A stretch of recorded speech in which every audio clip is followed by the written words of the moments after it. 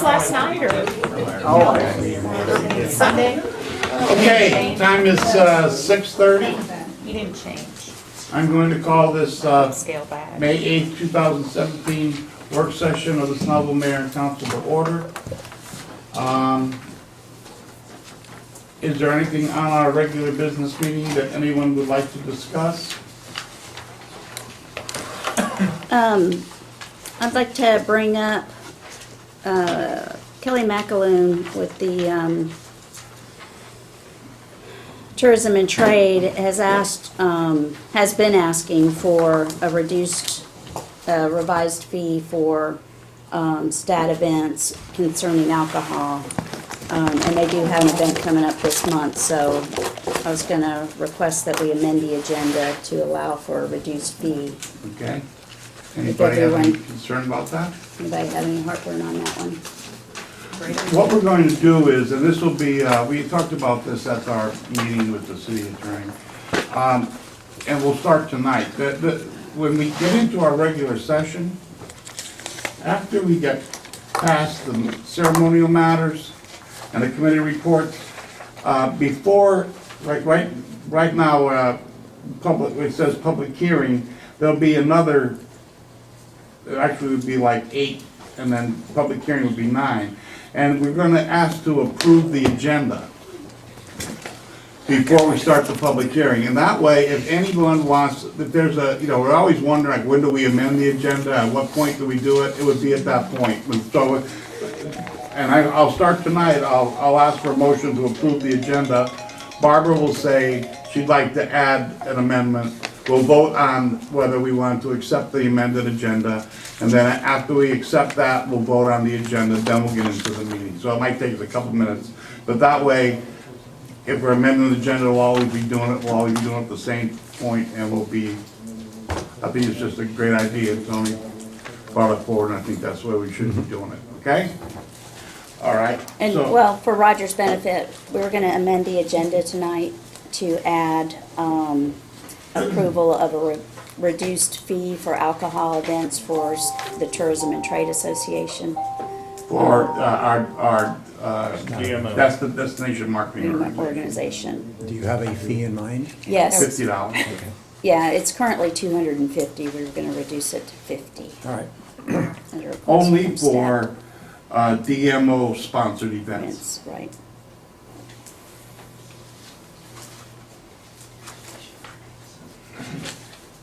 Okay, let's see. Anything else on the regular agenda that anyone needs to discuss? Okay, do we have any correspondence to review? Yes, sir. Can I back up a minute? Yes. The Southeast Corrections contract, that's First nothing. reading. Okay, but there's nothing dramatic about it. I What we haven't- discussed at the work session. Okay, I didn't know if it had been added. City attorney's report? Nothing? Okay, we do have a exec session, but not for legal matters. Now we're gonna turn it over to Caleb and let him tell us about the Unified Development Ordinance Diagnostics Report. Thank you, That's Mr. very Mayor. medical. Somewhat intentional. Good evening, everyone. As you know, I'm Caleb Rossico with CSW, and joining me this evening is Bob Williams with Pond and Company. And we have been working with many of the people in this room and the greater community for several months now to understand your zoning ordinance and how we can move forward with creating a unified development code. So tonight I'm here to give council a very brief overview of some of the findings of what we call our diagnostic phase. Essentially, you may recall that when we were retained for this process, we told the city of Snellville that it was really difficult for us as consultants to determine what the final scope of work would be for actually writing the ordinance in phase 3 and 4 before we had an understanding from the community about what was working and what wasn't working. And so today, this evening, we are here to talk about what some of our findings are, and very importantly, talk about a path for moving forward from these first phases of understanding and exploring the regulations to actually making changes. So our hope is that we can touch on some of the big proposed changes that would be made and get some agreement from council as to the findings so that we can start to work with staff and finalize the actual writing phase of the process. So one thing really interesting whenever you do a unified development ordinance is you always find that different jurisdictions land somewhere between a spectrum of having to make very few changes and having to make a lot of changes. In the case of Snellville, we think about 80% of this unified development ordinance process is really going to be just cleaning up your current regulations, making sure that they are consistent with each other, different parts of the code, and making sure that they're clear, properly worded, easy to understand. But about 20% of this process is really about creating new regulations, drilling down, making some updates and revisions. So that's what we would like to focus on this evening.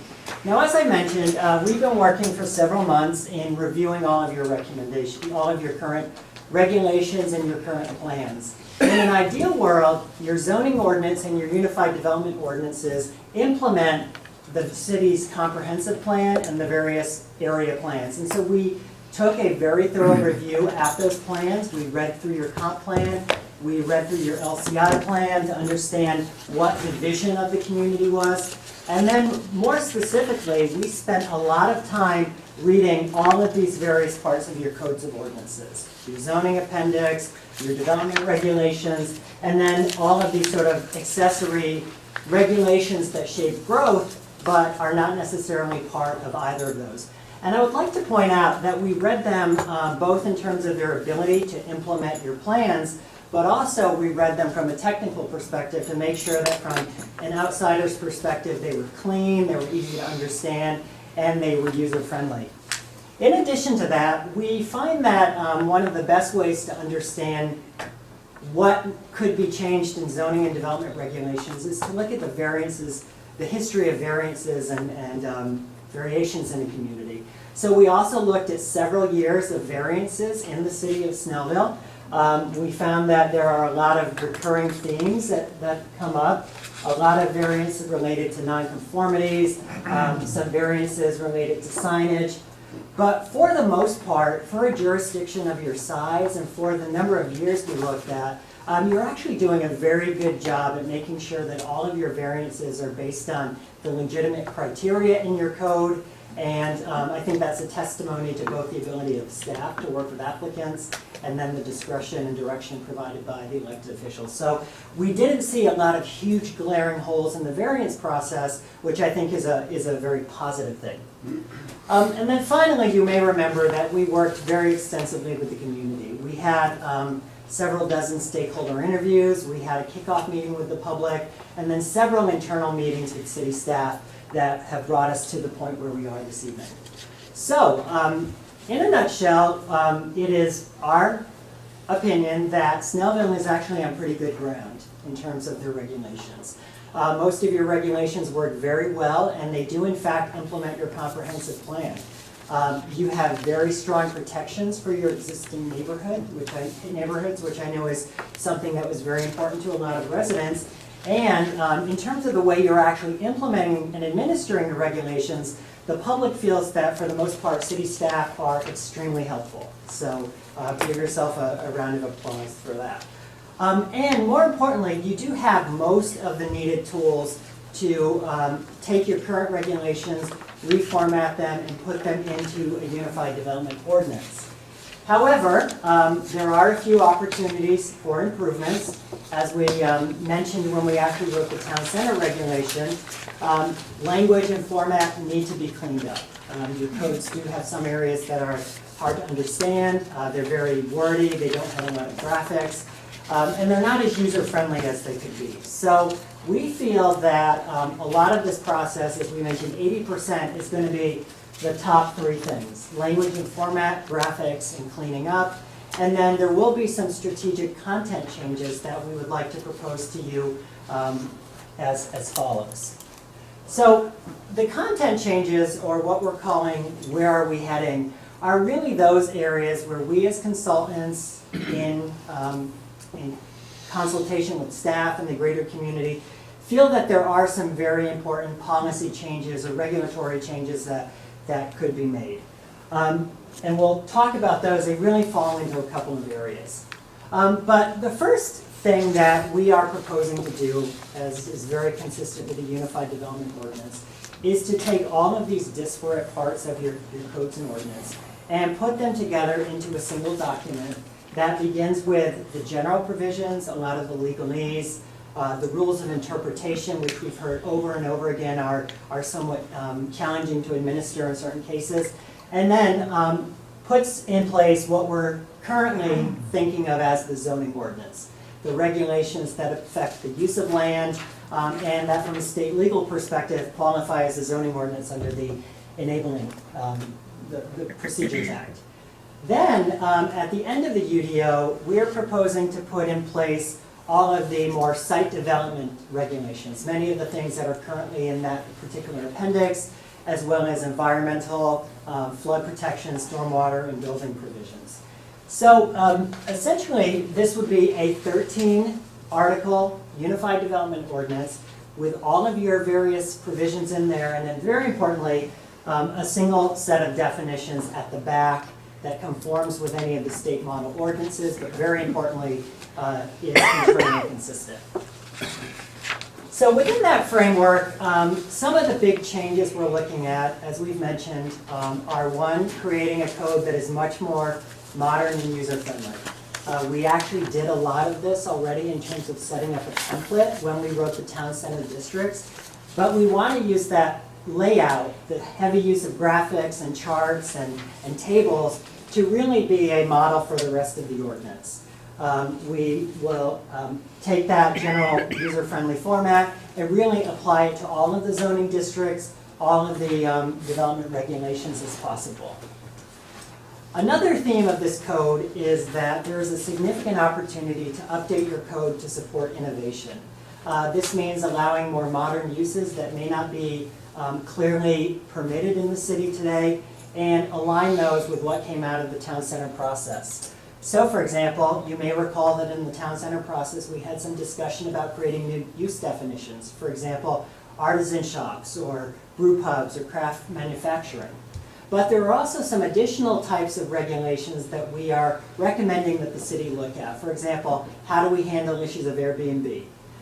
That's short-term rental is becoming more and more important in jurisdictions, and your code is pretty silent on it today. So we want to make sure that your code has clear regulations for that, clear protections for it, and are easy to understand.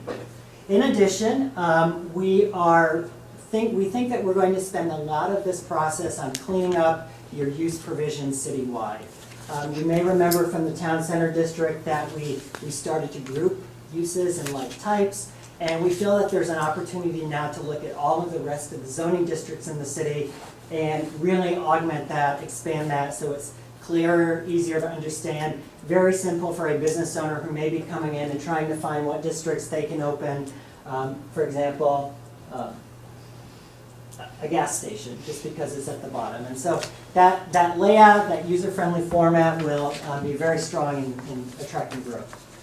In addition, another very important piece of these UDO changes is that they are an opportunity to encourage redevelopment in the city. And why is this important? Well, as you know, 92% of Snellville today is actually developed.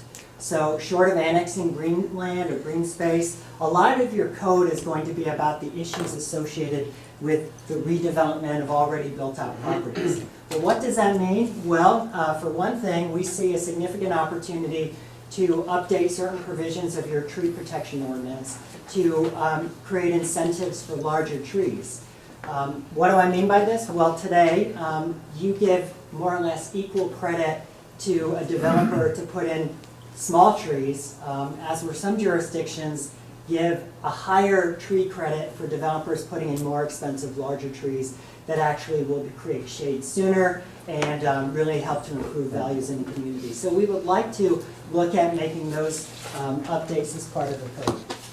Also very closely related to redevelopment is the issue of how do we manage stormwater. So I'm going to let Bob talk a little bit about that.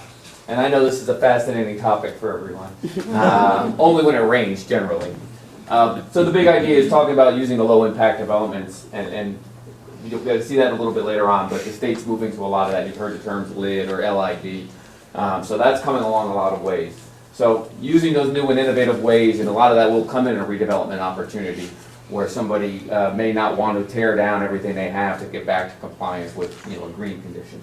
And then equally as important is obviously maintenance, and we'll talk about that in a second with the MS4, because that's generally when people have problems. Something gets clogged, something floods, and that's when staff's getting calls, people are showing up at council meetings. So the MS4 permit, and everybody's probably seen this or read about it, it's fascinating. It's basically a rule that Georgia EPD came down with, and it's forcing the cities to comply to get compliant with state and federal laws. We represent several other cities, and there's a lot of paperwork involved for your staff in dealing with this and tracking everything, and it's over many phase years. But it's real important because you can get yourselves in a lot of trouble if it's not complied with. Adopt the state model ordinance. The city currently adopts basically Gwinnett's, which adopts the state's, and we'll talk about that here in a second.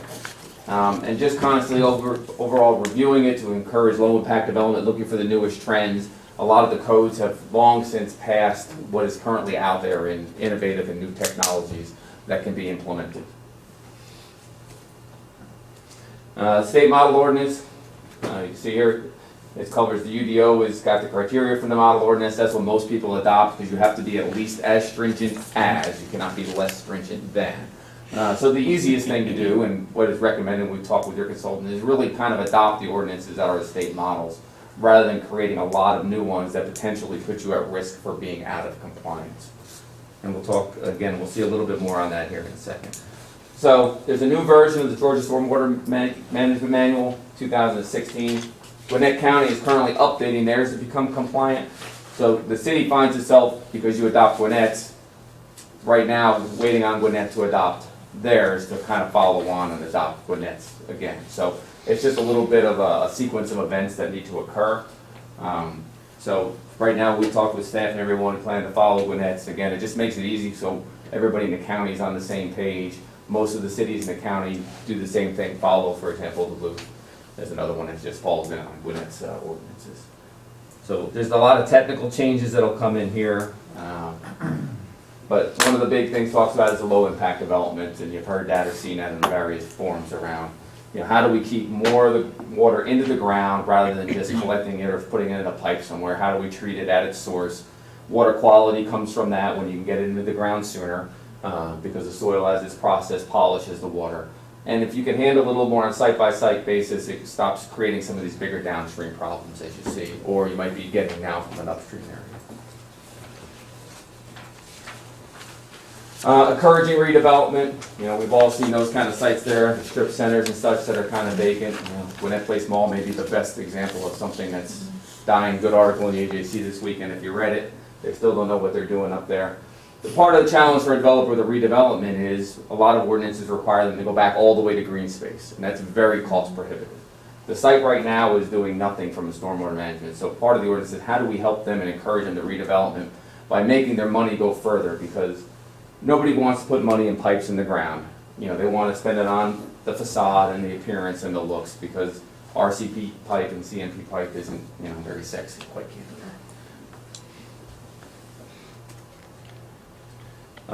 The mapping. So here, the city has been maintaining an updated database of that. One of the things we've talked about here, and I think it's actually on the next slide, is making sure the developers that are doing these things give the data in your city in a format that helps save your staff time. Let the developer, he's got all the tools, his consultants are preparing the process. Have the city give him a good product to Jason and his team, so ultimately you start building a database at no cost to the city ideally. The inspection and prioritizing inspection, and that's part of the MS4 criteria there. Clearly define the minimum criteria for easements. That's something we deal with in a lot of places. There's lots of easements, everybody's happy to throw an easement on something, but who maintains that easement? Who has the liability? Your attorney, I'm sure, would chime in on that. You deal with those when there's a problem, right? It's easy to put on a plat up front. Closeout documentation of the city, making it very clear what does the developer of any particular thing owe the city in terms of paperwork, maintenance agreements, documentation, Again, so the city has a good database of this stuff going forward. Electronic submittals, again, updating your inventory, trying to take some of that burden off of your staff and having the developer pay for the burden of what he's doing as opposed to the city having to staff up to create things. Quite honestly, from the developer side, they already really have, and it's just a case of giving it to you.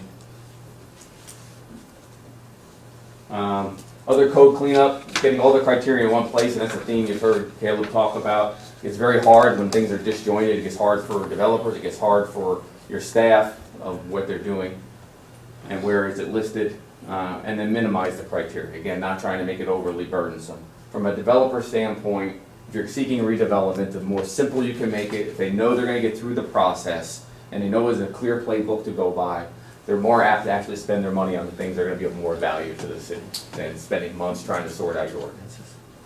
Thanks, Bob. Sure. The final couple of changes, well, one obviously has been enabling the town center. We'll be incorporating the town center districts directly into the Unified Development Ordinance as particular chapters. We also heard quite a bit from the community about the need to improve design. The Unified Development Ordinance can really update and expand design standards to improve the quality of development in various parts of Snellville. What does that mean? Well, your current architectural design standards that pretty much apply in the town center and on major corridors, we would like to really clean those up to align with some of the work that we did as a group on the town center and expand some of those additional design standards along the major corridors. In addition, we have heard interest in developing some very, very light design standards for residential, and so we would like to put in place some of those regulations. They would be nothing onerous. They would certainly be still beholden to any HOA provisions, any neighborhood bylaws, but there are a few basic things that we feel could be put into the architectural design standards for new residential development. In addition, related to design, we see opportunities to incorporate best practices in terms of street design, open space design, and the provision of wider sidewalks and streetscapes on major corridors with redevelopment. The final theme was looking at how do we create additional housing options. And this really comes into two parts, one which is somewhat housing related, one which is not so much.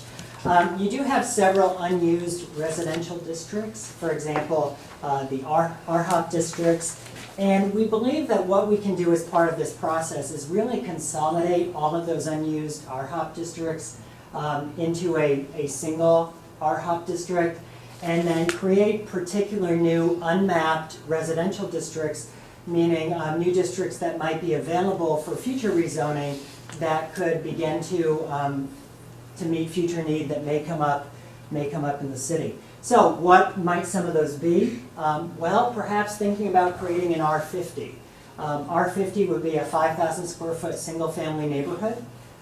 You don't have that today. It's something that would be very consistent with the single family character and current development trends.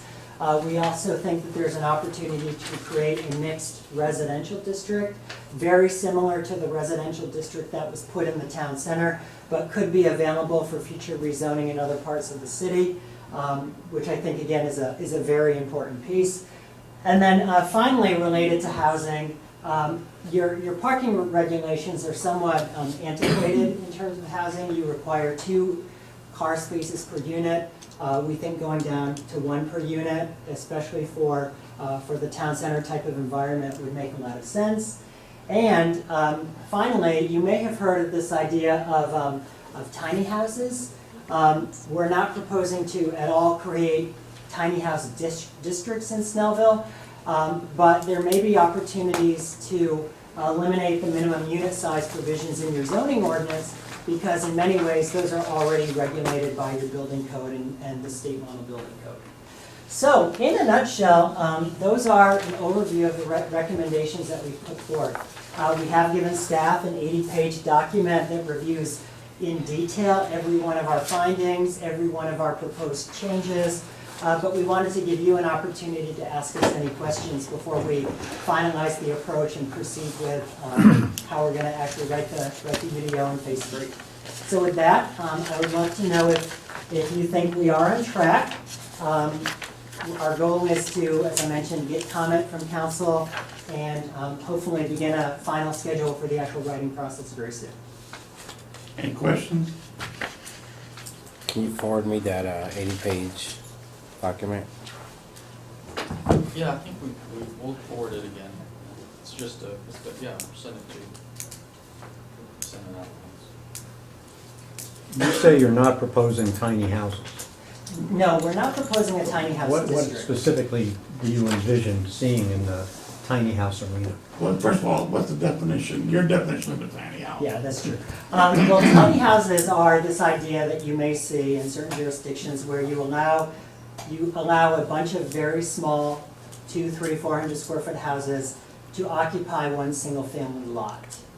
We are not proposing that for Snellville, but what we are proposing is that you take away the minimum unit size. So if someone has one lot and they voluntarily want to develop a house that's a bit tinier than what the zoning would allow on that lot with the minimum lot sizes of that district, then they could do it. So you're anticipating 1,000 square foot house? Well, some of these are only 1,000, some are 600. tiny. Oh, I know. If y'all watch HGTV or The only TLC, thing- Yeah, It's they the all have future wheels on trailer them. I mean, that. not all of them. It is. Wow. The controlling issue in Snellville will be the lot sizes. So again, we haven't proposed any changes in the lot sizes. So if you have to have a 1,800 square foot, 18,000 square foot lot, you could do a 5,000 square foot house on it, or if someone wanted to do a tinier house on it, they could. But they'd still have to have the 18,000 square foot lot. So tell me on that theme of eliminating the minimum house size. I know in the past, when I first was elected, that the house size requirement being a certain size was there to protect the city from having low quality, tiny, not tiny houses in that sense, but And low quality, small houses. And so we would still have, and I get that, 1,800 square foot house is not what everybody wants anymore, a lot of times. So having that minimum, I can see just removing that. But do we have enough other protection in the regulations and the development that we don't wind up getting junk? Well, you may remember, one of the recommendations is to actually create citywide residential standards. So that would be. That would be additional where that protection. is, okay. Yeah, I mean, certainly if you took them away and didn't do that, you could end up with lower quality product. Another option, again, we'll have a lot to explore when we actually do this.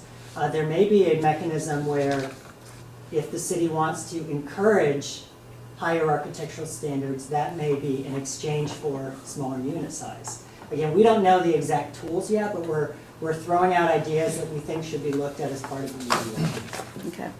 There are some jurisdictions where they don't want to allow that by right, but they want to create a process where if you meet certain higher standards, you can build tinier houses. The idea being the price per square foot will actually be higher than it would be for the bigger house with fewer amenities.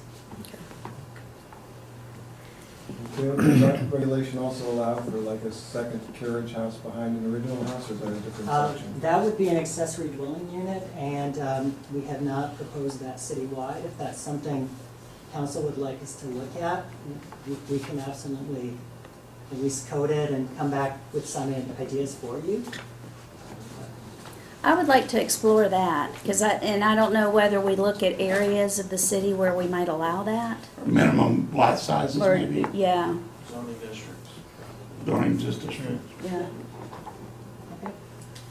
Yeah, I would like to see a map of some sort of layout of where you're proposing some of these basically higher density, smaller lots, more packed in square footage areas for houses, as opposed to where the other houses have 2 parking lots instead of 1 parking lot. And because this to me seems more of like we're trending towards basically a higher density city, more compact, less smaller lots, higher price ranges because it pushes out the people that live here. That kind of trend is what this seems like to me. And I'm just curious where exactly you're planning to place those areas to see where it's going to be pushing in the future. Because I'm thinking long term, is where I'm going with it, basically, and I want to see where you're thinking of packing these areas in, Well, I guess. The final bullet is really important, as I mentioned. We're actually not proposing any proactive mapping. All of these things would only be available through rezoning, and there would be an element related to updating the comp plan to designate where they could be allowed. But, you know, it's a theme that is in your comprehensive plan, and so we felt that we should put it in, but we can certainly work with staff to give locations where it might be appropriate. I mean, likely candidates would be the areas of here that are already designated the higher colors, the more intense densities. So obviously your 78, your 124 corridors, maybe, you know, some of the current multifamily sites might be good redevelopment candidates for these. But you know, a lot of cities are very uncomfortable about beginning to permit those uses in these existing neighborhoods. But as Councilwoman Bender mentioned, we can create criteria for consideration. It's really only words at this point, and the policy will be part of the interactive process when we work together. I mean, this meeting was just, it meant to carry the conversation forward. I mean, that slide that says, are we on track? I mean, Caleb doesn't expect all the input tonight, that's for sure. And we'll get the document back out for everybody to review, and we need to carry this conversation Yeah, forward. my only comment is, you know, I don't really think that's, not really a fan of 300 and 400 square foot houses regardless of the lot size. You know, you look like a pimple on a lot. I'm definitely on the I think we same should have, side. I think we should have a minimum square footage or I agree, because one of the, percentage of square Yeah. footage or percentage of lot size or yeah, however, like, I don't know how that. There's lots of ways you can do it. Yeah. Right. Does, out of curiosity, does council think there are any areas that I've talked about tonight that would warrant sort of a citywide meeting to talk about them and talk about options in more detail? No? I don't think so. I think Not most yet. of what, I think you covered it. yeah, what you brought along is kind of just really bringing more modern aspects to our development code. Yeah, the I only think ma- you're on a good track. Only potential major change, which isn't gonna go anywhere, is the tiny house. It just, That's the, and that's the only thing that's. it doesn't, well, it doesn't really fit with Well- what we've got, and for a number You of. could see, I could see what, for instance, the old Walmart. You know, where developer comes in and he makes 1,000 square foot cottages, you know, and that's what he wants to do, but they're 1,000 square feet. Right. But I wouldn't wanna see him go up there and build, you know, 400, 500 square foot, you know, or 700 square foot. And if you do it as kind of a village deal, Right, as yeah, opposed that's to what I'm you- saying, here's but a again. 5,000 square foot house and there's a 400 square foot house. next to Yeah, it. Yeah. exactly, that's It's what I'm not gonna saying. work. And I think there should be a It's minimum. my barn with the loft in it, yeah. Well, I think several times Caleb noted in here, somewhat along the lines of the town center guidelines. Right. And that's what you're really talking about. But this would be citywide. Yeah. This could be somebody that wanted to put them up on 78 somewhere. Yeah, but then Yeah. it's still gotta come through rezoning. Yeah, and you get it- exactly, but I'm saying Right. if we don't wanna get into variant, you know what I mean? Yeah, And you may, if the mayor and council are interested in having that tool, we could actually write it in such a way that it could be another district available only as redevelopment in the commercial land uses. And you could also require it to be part of a bigger project so that it doesn't come in and eat up the tax base with just housing. So there's a bunch of tools we could put together. I like to see that something like that looks I think the like good thing is that we, you know, using the layout of the town center plan and town center code, a lot of these questions are literally just checking boxes once you have the formatting done. So, you know, it makes it, that's part of the great thing of the way we do it, is it makes it easy to make policy changes pretty easily. Okay, thank you. any other questions? Can I ask one quick timing question? We've got a major plan On the comp plan, we've got a major plan update coming up.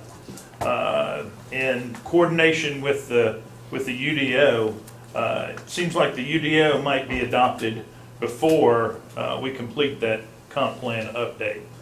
We come back and make some tweaks here. I mean, I agree with your comment that we do fairly well track, our regs fairly well track what our comp plan now, but it could change. What we would want to do legally is, before we adopt Unified Development Code, you will want to make sure that there is an amendment to the comp plan that says where any of the new districts would be permitted. It would be very similar to the one-page amendment that Jason and I worked on for the town center. Okay. You know, that's legally all you have to do, Okay. with the associated hearing requirements for the amendments. But then when you rewrite the comp plan, you'll want to make sure that you carry that over. And if you want even more guidance on rezoning issues, that's where you can go in there and put in a lot of the policies associated with it. Okay. Okay. Just want to make sure there's coordination there and we check off that legal box. Thank you very much, sir. Thank you. Thank you. Butch, when will we be doing that comp plan update? Due February 2019, so we'll Ooh, we gotta get started on that soon, Yeah, over the next 18 months. because that's a long process. But we're, since we are gonna have a work session, would you just, Depending on the rather than going over every item on Well, it could be our 3 list, just high points of anything that you have to update, and then, because we may take some time in the exec session, I'd like to get it done before. Okay, let's see, Glenn Stevens has the IGA and is reviewing that. We'll carry on our conversation with the county shortly on the library IGA. Roundabout construction, I have had a couple of meetings with Ridgedale folks. I think we're moving on every parcel that we can be right now. DDR, and- where do we stand on theirs? What's that? DDR? I mean, have you heard from Mr. Ruffin? Not since my last conversation where he was trying to put together, he'd just gotten his survey back on the property. Okay. I was putting things together, but he's not giving us a new. Okay, should we push, who should we be pushing? Him or? Okay, all right, okay. Oak Road Park, we're waiting on pavilion delivery. We were hoping to, all the landscaping should be done this week. We were hoping to open by Memorial Day. It's probably, the latest ETA on the pavilion is June the 5th. So it's probably gonna be early in June before we can open the park. We're hoping that gets pushed up, but I'm not sure right now. No change on 78-124. I know we have a resume in for the outreach coordinator. 3 now, so. Okay, 3 set up so far. Interviews as soon as.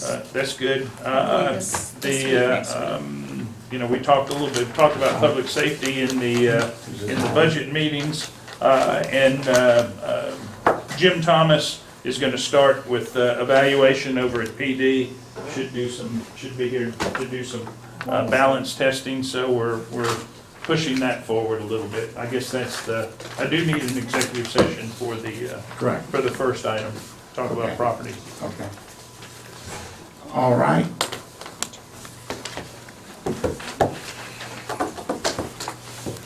Discussion items, let's see what else we have in the work session. Nuisance ordinance amendment. It's just a suggested improvement that gives a due process procedure in the event someone tells us you can't come on the property. It's a municipal court review of that, just an extra. It's okay because we have it in our IPC code dictates a certain way too, or whatever, the National Building Code, just another code. We're probably more than that. Okay. And so people can't come on. No, basically, if someone refuses a right of inspection on something Oh, that we okay. have the ability to use the court system. Okay. This is bringing it into our nuisance. Okay. Any discussion on that? That's, Can you or can you not go indoors? I read it, but I don't Only know. if you're invited, only if you're. So even, period, regardless of anything that this does, you still have to be invited. So, You already have to get a warrant in order to, let's give you a warrant procedure. But sometimes we do, sometimes it's hoarding that, you know, comes outside the house. It protects your people to let the court understand.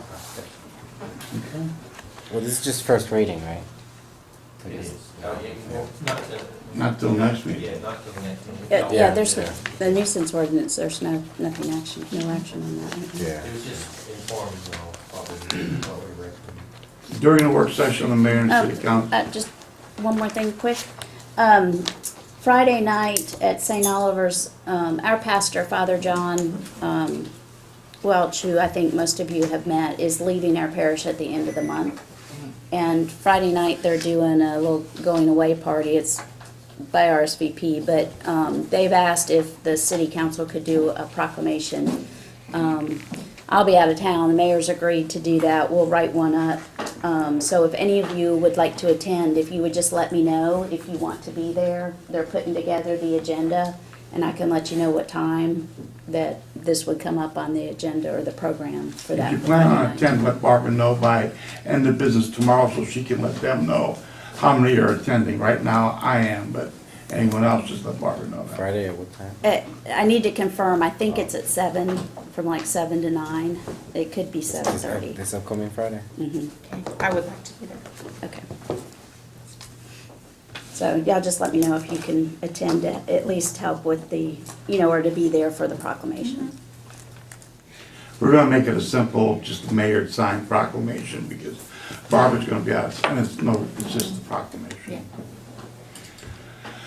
During the work session of the mayor and city council, Snellville, Georgia, Mayor Witz announced that certain matters should be discussed in a closed session of the meeting, and asked council to advise the city with respect to closing the meeting, to authorize the negotiations to purchase, dispose of, or lease property, authorize the ordering of an appraisal related to the acquisition or disposal of real estate, enter into a contract to purchase, dispose of, or lease property,